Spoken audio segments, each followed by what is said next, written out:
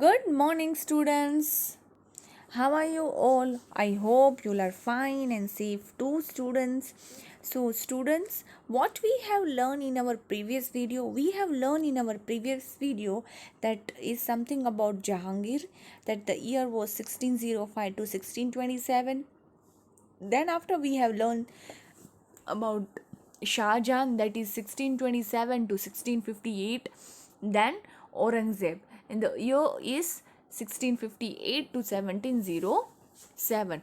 We have learned about these three kings, Mughal Empire's three kings, that is Jahangir, Shah Jahan, and Aurangzeb. Fine. Before that what we have learn, आपको अगर tree याद हो तो पहले कौन आए? Babar. Then after कौन आए? हुमायूं के बाद कौन आए? अकबर. अकबर के बाद Jahangir, which is also known as Salim, and then after Shahjahan, and उसके बाद औरंगजेब. फाइन. तो हमने पहले चैप्टर में जहांगीर के बारे में हमने क्या पढ़ा? तो हमने जहांगीर के बारे में पढ़ा, जहांगीर कौन थे? तो जहांगीर थे अकबर के सन थे, राइट. और उसको सलीम नाम से भी जाना जाता था. ठीक है. देन आफ्टर जहांगीर जो थे, उनकी वाइफ थी नूरजहान, राइट. वो भी एकदम इतनी एम्बिशियस थी अपने वर्क के बारे में कि बात मत पूछो. और नूरजहान सिर्फ अपने वर्क के बारे में, एडमिनिस्ट्रेटिव वर्क के बारे में इतनी आगे ही नहीं थी, बट ब्यूटीफुल भी थी. और ऑलमोस्ट जहांगीर का जो एडमिनिस्ट्रेटिव वर्क था वो वही संभालती थी. इवन दो जहांगीर के टाइम पे हॉकिंग एंड थॉमस रॉय जो आए थे, उन्होंने विजिट किया था इंडिया, और उन्होंने उनको ऐसे बोला था कि हम इंग्लैंड के प्रिंस हैं और हमें यहाँ पे ट्रेडिंग करना है. And even though if I am not wrong, I am telling you that कि Jahangir is the person that who has given the permission to the Britisher to trade here. Then after the Britishers had started to trading here, and after that they are not ready to pay the tax also. All these details we will learn in the standard 8th. The whole history was dependent on the Britishers, the how the Britishers came in India and how they do the trading. Then when the days is going on, how the trade was expand and how they rule in India. All these things we will learn in the standard 8. Then after, if I'm telling about the Shah Jahan, so Shah Jahan is believed in the agricultures, as he has follows all the rules and regulations with like Akbar is continued all the importance work right with Akbar's land and revenue system. He had continued all this system as Akbar was followed and believe in the administrative in the agriculture work also. And Shah Jahan also established a new city, that was the Delhi, and near the Delhi, named Shahjahanabad. So आपको याद ही होगा कि वो शाहजहां ने new city establish की थी जो दिल्ली के पास में ही थी, और उसका नाम था Shahjahanabad. And he has constructed many grand buildings, right. Shahjahan constructed world famous monuments, वो तो आपको पता ही है, मुझे बोलने की ज़रूरत ही ना हो, like red fort, Taj Mahal, Moti Masjid, Jama Masjid of Delhi etcetera. और ताजमहल तो आई थिंक काफ़ी स्टूडेंट्स अगर आगरा विजिट किया होगा, घूमने गए होंगे, तो वहाँ से उन्होंने ताजमहल देखा भी होगा. and that is a very beautiful place, and that's why it is considered in the seven wonders. Taj Mahal ऐसे थोड़ी ताजमहल को सेवन वंडर्स में गिना जाता है, बट उन्होंने उनकी वाइफ मुमताज़ की यादी में ताजमहल बनवाया था. और उसके बाद औरंगज़ेब की बात करें तो औरंगज़ेब जो थे वो बहुत ही शार्प एंड एक्स्ट्रा ऑर्डिनरीज थे. एंड उनको जो वेल वर्स्ड लैंग्वेज थी, that is Arabic and Persian, and उन्होंने स्टडीड भी की थी कुरान शरीफ डिटेल में उसके बारे में. देन आफ्टर अगर बात करें तो उनको कोई म्यूज़िक, आर्ट एंड पेंटिंग सब चीज़ों में इंटरेस्ट इतना नहीं था, वो उसमें डिसलाइक ही करते थे. एंड वो जो थे ना, वो बहुत ही मतलब औरंगज़ेब जो थे एकदम पावरफुल रूलर थे. Aurangzeb also fought against the Shia state of Bijapur and Golconda in the south for 25 years. And Aurangzeb जो थे वो बाकी के किंग्स के कंपेयर में बहुत ही स्ट्रिक्ट भी थे।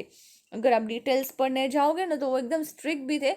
एंड इवन दो उन्होंने खुद के ही फादर शाहजहां को प्रिज्म में भी डाला था, जेल में भी डाला था, और वो सब तो डिटेल्स है, उसके बारे में हमें इतना डीप नहीं जाना है, अदरवाइज हम बहुत कंफ्यूजन हो जाएंगे।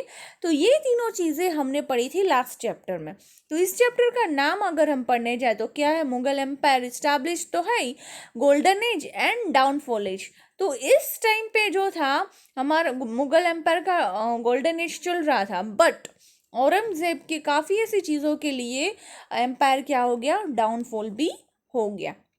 आज हम पढ़ेंगे सोशल लाइफ के बारे में। Even though I think so social life भी हमारी पढ़ चुकी है कि भाई उनके टाइम पे मुगल एम्पायर के टाइम पे सारे हिंदू रिलीजन्स के जो भी फेस्टिवल्स थे वो भी सेलिब्रेट किए जाते थे। Like Dussehra is celebrated is a grand manner, foreign did not have to right to take the wealth from India. और उस टाइम पे फॉरेनर्स को कोई राइट नहीं था to take a wealth from India.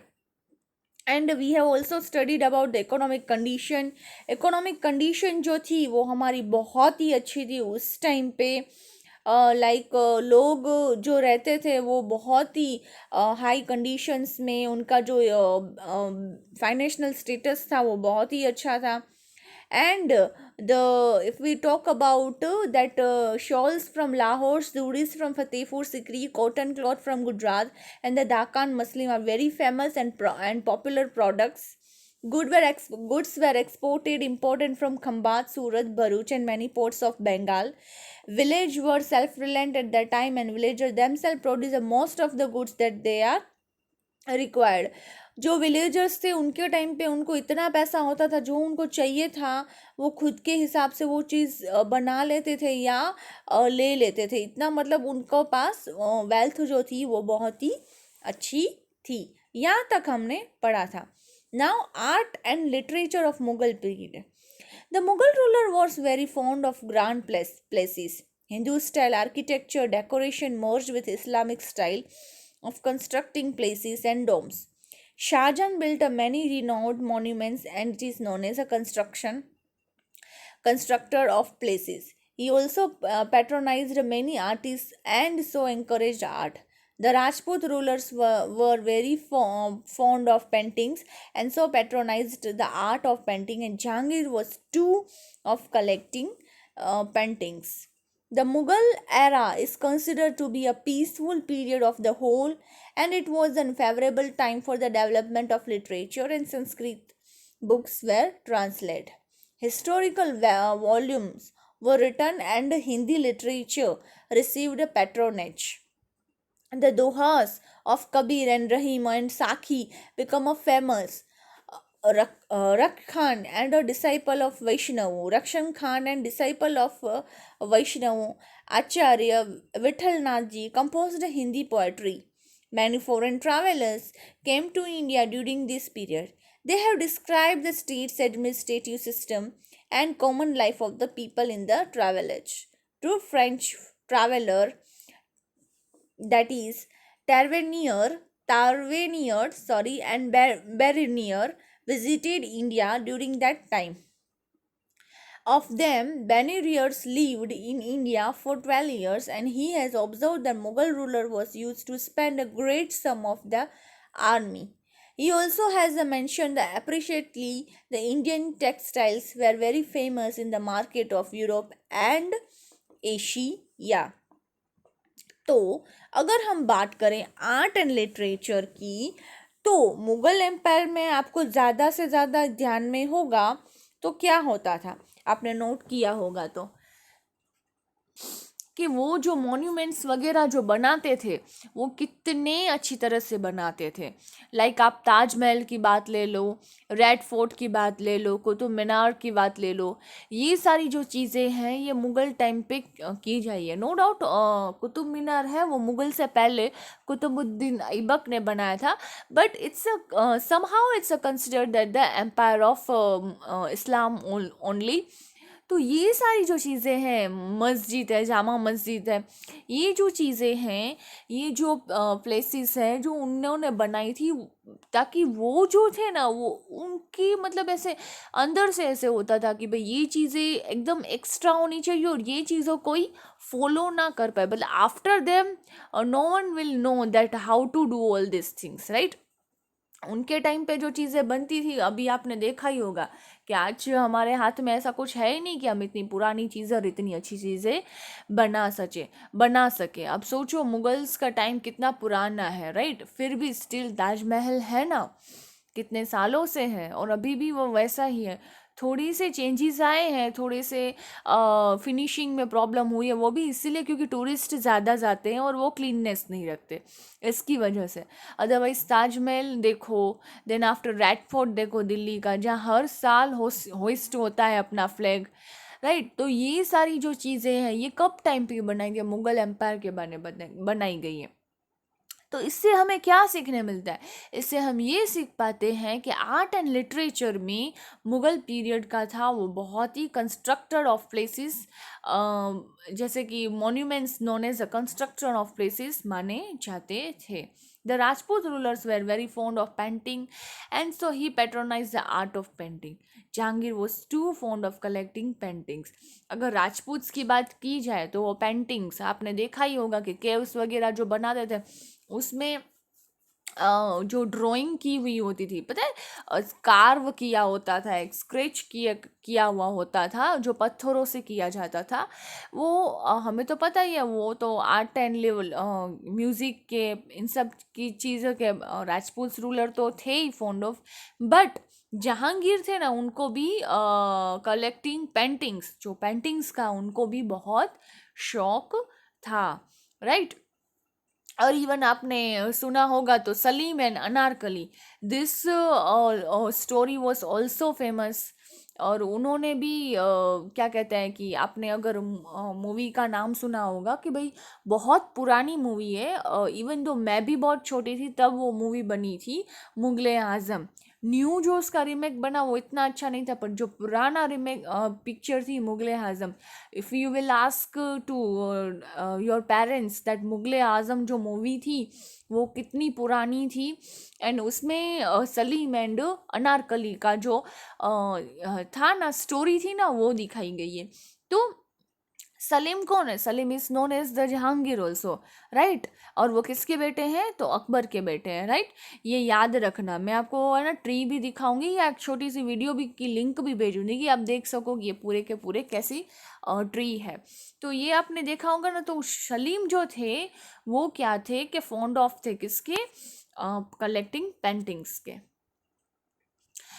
Mughal empire की बात की जाए तो वो पीसफुल पीरियड था पूरे कंट्री में, राइट। अगर लिटरेचर ऑफ संस्कृत बुक्स वे translate in historical volumes and return, and Hindi literature received a patronage. दोहास, कबीर, रहीम, साखी, आपने सुनी होगी, कबीर के दोहे, रहीम एंड साखी, ये जो सुनी होगी उस टाइम पे बहुत ही फेमस थी। अगर हम दो ट्रैवलर्स की बात करें, कौन से ट्रैवलर्स, दो फ्रेंच ट्रैवलर्स, फर्स्ट है कौन से है, फर्स्ट का नाम है वेनियर एंड बेनियर वेस विजिटेड इंडिया। और उन्होंने क्या देखा कि भाई मुगल टाइम जो है वो अपने क्या कहते हैं कि भाई rulers to spend a great sum of army in his and observe the ruler to spend a great sum of army. Also mentioned there appreciately that Indian textile was very famous, the market Europe and Asia. मतलब अगर in short अगर हम बात करें Mughal time की, तो Mughal time का जो पीरियड था वो बहुत ही गोल्डन पीरियड था। वहाँ अगर हम मसलिन कपड़े की बात करें, सिल्क की बात करें, तो उस टाइम पे हमारे जो कपड़े जो थे तब ज़्यादा से ज़्यादा डिमांडेड होते थे एशिया एंड यूरोप में, क्योंकि इंपोर्ट एक्सपोर्ट तो चालू ही था ना हमारा। उसके बाद ब्रिटिशर्स ने नोट किया कि भाई इंडिया में तो बहुत सारा वेल्थ है, बहुत सारी ग्लोरी है, तो they should go there and to do the trading over there. And उसके बाद उन्होंने अपना पैर जमाया। तो ये सारा जो पूरा था वो था आर्किटेक्चर एंड लिटरेचर के बारे में। नाउ डाउनफॉल, अभी हमें डाउनफॉल के बारे में पढ़ना है, क्योंकि चैप्टर का नाम ही ये है। क्या है चैप्टर का नाम? सी, चैप्टर का नाम क्या है? Empire, golden age and downfall. तो ये सब हमने पढ़ा, वो गोल्डन एज के बारे में पढ़ा। अब थोड़ा पढ़ेंगे डाउनफॉल के बारे में, right?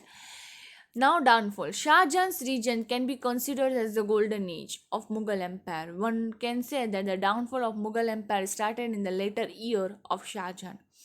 Aurangzeb's policies too proved fatal. Aurangzeb struggled continuously among these the conflicts with Veer Durgadas in the north and Maratha Kesari Shivaji in the south and noteworthy. Veer Durgadas.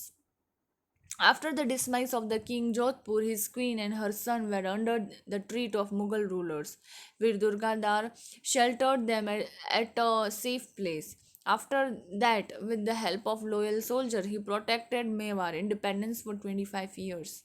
Aurangzeb was unsuccessful in dealing with the strategy of launching surprise attack and ultimately reconciled with the Rajputs. Chhatrapati Shivaji.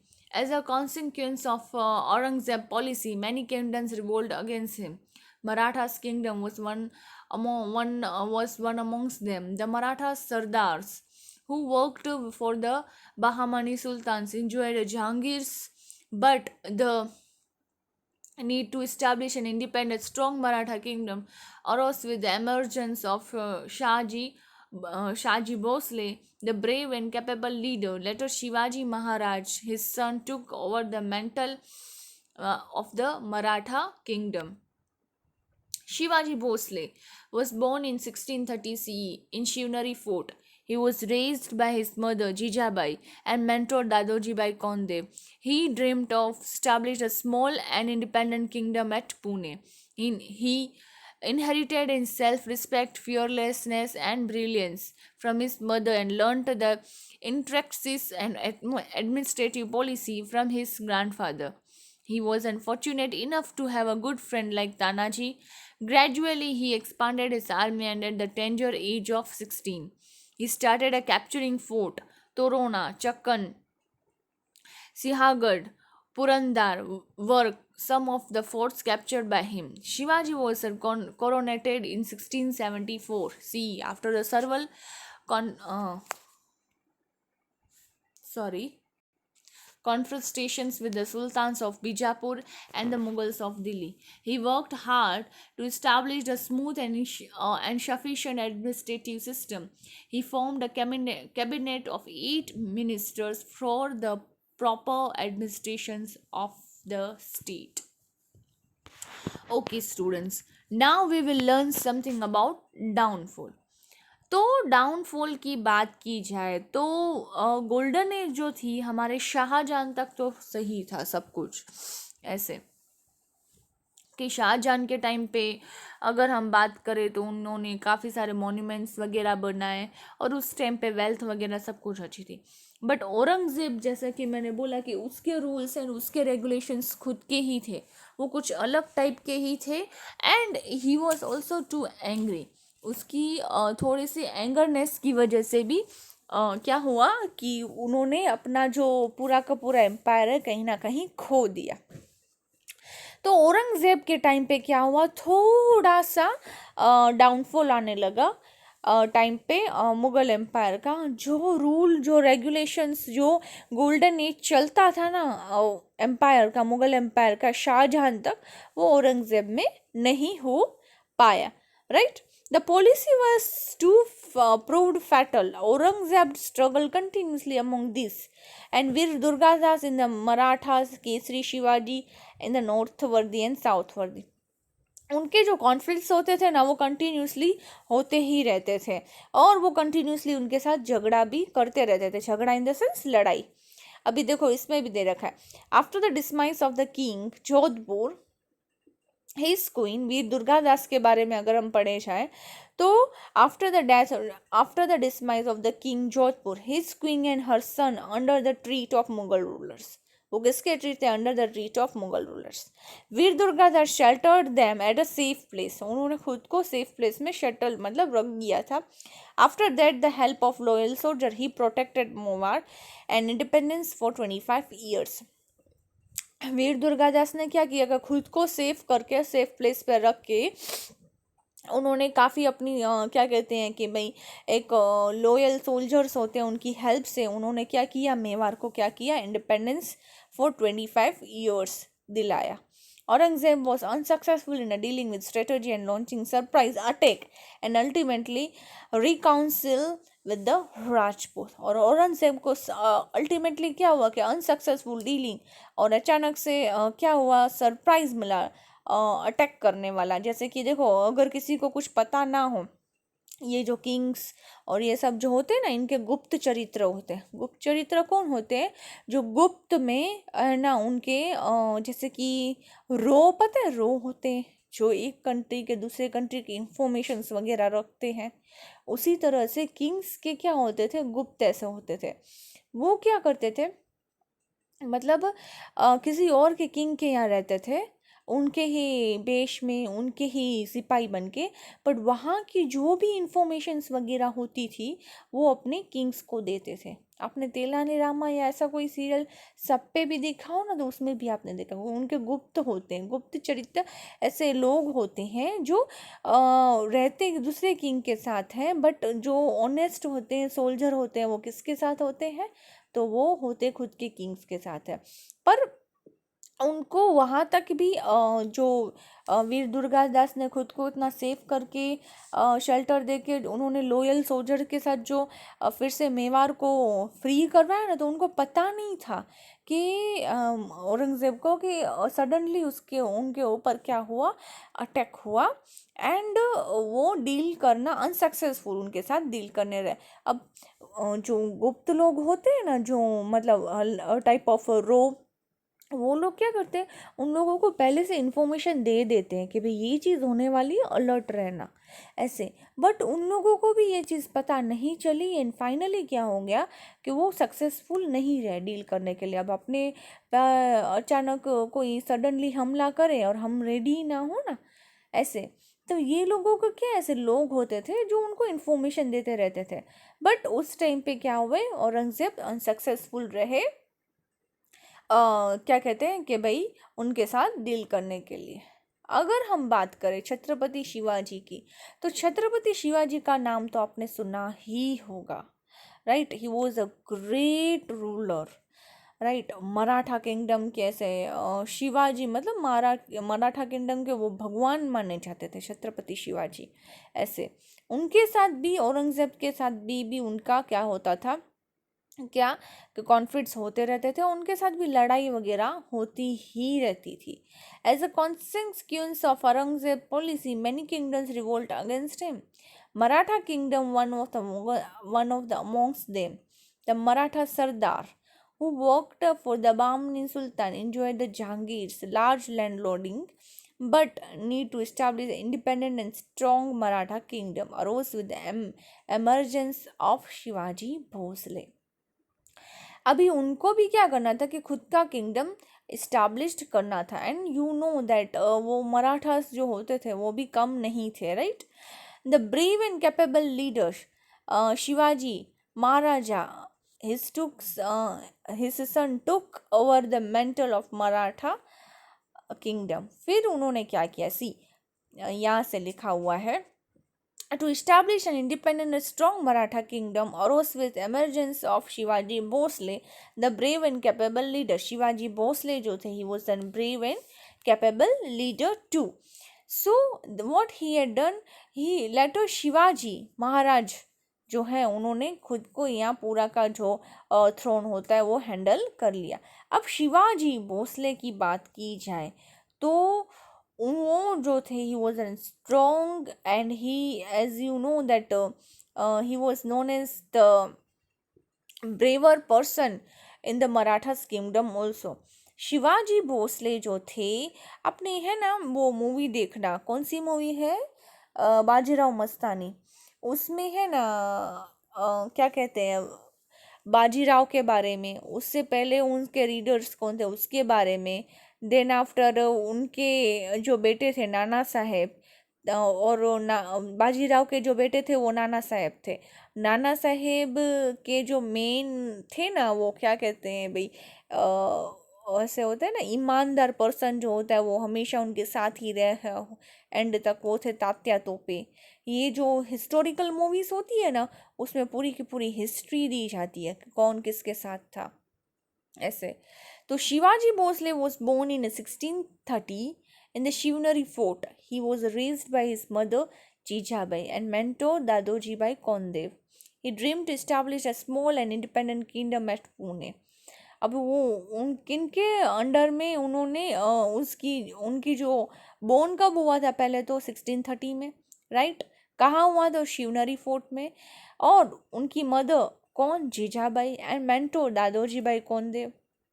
उन्होंने क्या किया? उनको establish करना था small but independent kingdom. कहाँ पे? पुणे में। ही inherited his self-respect, fearlessness and brilliance from his mother and learned the intricacies and administrative policy from his grandfather. वो पहले से ही, पहले तो फियरलेस थे, डर उनमें उनमें था ही नहीं, शिवाजी भोसले में, राइट। देन अगर हम बात करें कि भाई उनका जो काम था वो इतना सेल्फ रिस्पेक्ट एंड फियरलेस था, उनमें बचपन से ही डर था ही नहीं। और उन्होंने पूरी की पूरी अपनी ट्रेनिंग वगैरह कहाँ से सीखी? तो अपने ग्रैंडफादर से सीखी। He was fortunate enough to have a good friend like Tanaji. Tanaji जो थे वो उनके बहुत ही गुड फ्रेंड थे। अगर अभी देखो तानाजी है, अब तानाजी कौन, याद करो। तो तानाजी जो थे वो उनके बहुत ही गुड फ्रेंड थे। एंड बीच में I think so last year Tanaji करके मूवी आई थी। कौन थे? अजय देवगन उसके हीरो थे। वो unseen warrior, Tanaji the unseen warrior, उनकी मूवी आई थी। अब तानाजी जो थे ना, वो he was an right hand of his Shivaji Bhosale के, राइट। शिवाजी भोसले को भगवान माना जाता था, ऐसे। तो शिवाजी भोसले के वो राइट हैंड थे। उन्होंने भी क्या किया था, जब मुगल के साइड से क्या कहते हैं कि भाई अटैक होने वाला था ना, तो उनको भी अपना जो किंगडम था वो सेव करना था। तो उन्होंने लास्ट एंड तक उसमें क्या किया, लास्ट एंड तक उन्होंने वहाँ पे लड़ाई की। एंड और उन्होंने लास्ट तक एंड तक लड़ाई की थी अपने किंगडम को हासिल करने के लिए। तब भी मुगल एम्पायर के अटैक चालू ही थे, लाइक शिवाजी भोसले पे, ऐसे। बट उन्होंने लास्ट तक क्या की, लड़ाई की। पर तानाजी के अगर आपने मूवी देखी होगी तो वेल एंड गुड, नहीं देखी होगी तो देखना, ग्रेट मूवी है। एंड उसमें ऐसे कि भाई तानाजी का लास्ट में एक हाथ भी टूट जाता है ना, तो भी वो एंड तक लड़ाई करते रहते हैं। एंड देन आफ्टर उनकी डेथ होती है। And it was a very beautiful story, you should watch that movie also. तो शिवाजी भोसले के बेस्ट फ्रेंड बोले जाए या राइट हैंड बोले जाए तो वो तानाजी थे। Gradually he expanded his army and the tender age of 16 he started capturing fort Torna, Chakan, Sinhagad, Purandar, were some of the forts captured by him. ये जो छोटे छोटे फोर्ट्स थे उन्होंने एट द एज ऑफ 16 में ही सारे कैप्चर कर लिए थे। सोचो 16 ईयर्स की एज में उन्होंने इतने छोटे छोटे फोर्ट्स कैप्चर लिए थे। 16 year is just a age of a small kid. I am not tell no, it was not a small kid but it was an adult. Adult तो बोल ही सकते हैं हम कि भाई एडल्ट बच्चे के हिसाब से ही, मतलब 16 के हो या आप 10th में हो या 11th में हो सकते हो। अब 11th 10th के बच्चा हो कि उन्होंने उस टाइम पे इतने फोर्ट्स कैप्चर्ड किए थे। Shivaji coronated in 1674 after the conditions with the Sultan of Bijapur and Mughals of Delhi. He worked hard to establish a smooth and efficient administrative system. He formed a cabinet of 8 ministers, the proper administrations of the system. अगर शिवाजी की बात की जाए तो he was known as a brave person also. और उनका तो add ही नहीं हो सकता। फिर भी उन्होंने उनका जो वर्क था एडमिनिस्ट्रेटिव सिस्टम उन्होंने बहुत स्मूथ गोइंग में जाने दिया। उन्होंने 8 मिनिस्टर्स के कैबिनेट भी फॉर्म किए थे। Now end of Mughal empire. अब एंड कैसे हुआ मुगल एम्पायर का? The Mughal army was tired for waging war against the Marathas in south 25 years long 25 years. At last, Aurangzeb decided to retreat towards the north. He had also become old by that time. After his dismiss, the decline of Mughal Empire began. Struggle for the throne broke out. There was no capable ruler who could keep everybody together. Aurangzeb's narrow-minded policy were responsible for the end of the Mughal Empire. The Mughal Empire which was established in 1526 CE, started a decline from 1707 CE. The empire set up by Babur extended over the most of India in Aurangzeb time and during his region itself. Starting in decline, discuss about the Mughal Empire on the basis of the points in a given box. These are the points that was discussed, that was in given for the Aurangzeb time, that how the empire was expanded. We should show in the map, and we should go in the history and show the map, and that we will know that Babur से लेके औरंगजेब तक कितना क्या expand हुआ और कितना कहाँ तक रूल हुआ. तो स्टूडेंट्स, ये हुआ एंड कि भाई कंटिन्यूसली मुगल एम्पायर्स की नैरो माइंडेड पॉलिसी की वजह से मुगल एम्पायर का क्या हुआ, एंड भी हो गया. तो अगर हम बात करें चैप्टर 4 से, ये चैप्टर 4 और चैप्टर 6 रिलेटेड ही थे. Expand and established of Mughal empire, then after downfall and golden age. तो बाबर से लेके औरंगजेब तक ये सारी क्या थी, स्टोरीज थी. पहले तो कितने ईयर्स तक सब ने राज किया, उसके बाद उनकी इकोनॉमिक लाइफ, उनकी social life, then after Mughal empire का डाउनफॉल एंड मुगल एम्पायर क्या, देन आफ्टर इन बिटवीन उन्होंने किनके साथ लड़ाई की, मराठास के साथ लड़ाई की. तो कौन, तो शिवाजी भोसले की बात की जाए. देन आफ्टर उनके जो बेस्ट फ्रेंड थे वो थे तानाजी, वीर दुर्गादास की बात की जाए, जो राजपूत के रूलर्स थे. तो ये सारे जो ग्रेट रूलर्स के साथ उन्होंने कंटिन्यूसली क्या की, लड़ाई तो की ही की, बट उनकी नैरो माइंडेड पॉलिसी की वजह से मुगल एम्पायर का क्या हो गया, एंड हो गया. So students, here we have completed our chapter 6, that is expansion, that is downfall and golden time of Mughal Empire. On the next chapter we will continue with medieval architecture. medieval architecture के बारे में हम next chapter में continue करेंगे. ठीक है students, so till that stay home, stay safe and thank you.